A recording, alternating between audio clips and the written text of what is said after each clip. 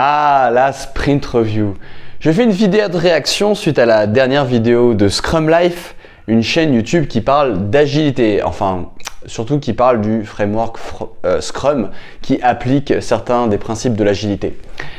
Et l'une des premières phrases qui m'a étonné, bien entendu pour faire, je pense, tilter certaines personnes, c'est mon rituel préféré. Et j'ai un problème avec ça.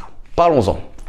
Alors, qu'est-ce que la sprint review? C'est la partie qui est censée être dans Scrum, dans lequel vous allez présenter à votre équipe les résultats que vous avez eus pendant le sprint, alors qu'il ait duré 2 semaines, 3 semaines, 4 semaines.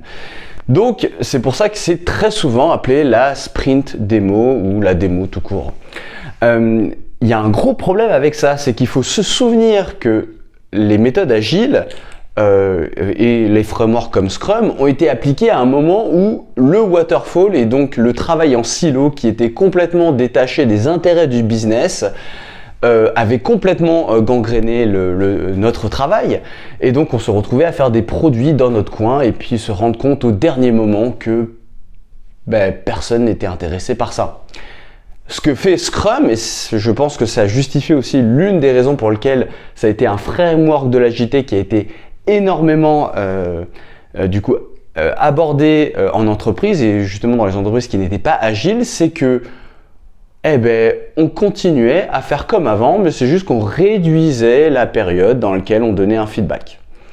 Et cette période, c'était en gros tous les 2 semaines si c'était un sprint de 2 semaines, 4 semaines si c'était un sprint de 4 semaines. Mais ça va pas du tout. On peut pas créer un produit avec des cycles de feedback qui sont de 2, 3, 4 semaines. Non, le cycle, il doit être en production continue. On doit être constamment en lien avec les personnes qui vont utiliser notre produit. Et c'est là où il y a aussi un second problème dans le framework Scrum, c'est qu'il parle des stakeholders, donc des personnes qui sont en responsabilité, et le concept ignore souvent l'utilisateur. Donc ça veut dire la personne qui est le client, qui achète le produit, mais après si c'est l'utilisateur, c'est par exemple les employés de son entreprise ou des clients qu'il a, on l'ignore complètement dans ce cycle-là. Donc non, contrairement à cette vidéo-là, je ne suis pas d'accord, on ne doit pas attendre et ce n'est pas le moment pour présenter son produit, présenter ce qu'on a fait depuis le début du sprint. Non, il faut faire ça en continu, il faut faire ça le plus près possible de notre cycle de déploiement. Donc si vous déployez tous les jours, ce que je vous conseille, même si c'est des petites choses et si vous n'y arrivez pas, essayez d'atteindre ça. C'est notamment discuté dans le livre Accelerate que je conseille. Profitez-en pour faire essayer à vos utilisateurs. Ayez un groupe d'utilisateurs que vous pouvez consulter qui va venir essayer au moins 10-15 minutes votre produit, vous faire des nouveaux retours. Essayez aussi d'avoir des nouvelles personnes qui ont un œil frais sur votre produit, peut-être des nouveaux utilisateurs, peut-être discuter avec les gens du marketing justement pour faire essayer ce produit avec des gens qui ne sont pas des early adopters.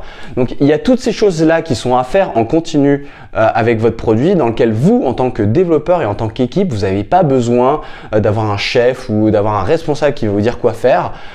Si vous êtes en contact avec l'utilisateur, vous allez mieux savoir très certainement que lui ce que l'utilisateur a besoin. Après, bien entendu, il y a la vision. Donc là, il y a besoin en effet que la vision soit rappelée. Il y a certaines choses, peut-être que la personne qui vous a payé pour faire ce produit-là ne va pas vouloir rentrer, même si ça pourrait plaire à vos utilisateurs.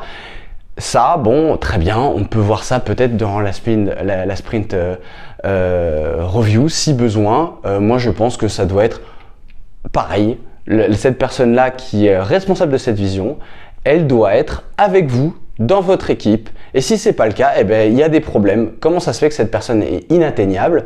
Comment ça se fait qu'il faut attendre 4 semaines pour lui parler? Non, moi je ne crois pas que ça peut fonctionner. Voilà, donc dites-moi en commentaire si déjà ce format de vidéo vous a plu.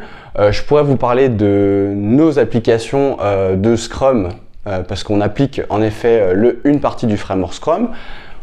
On l'applique humblement, mais en tout cas quand j'entends cette vidéo, moi ça me fait tilter et je voulais avoir votre avis. Salut!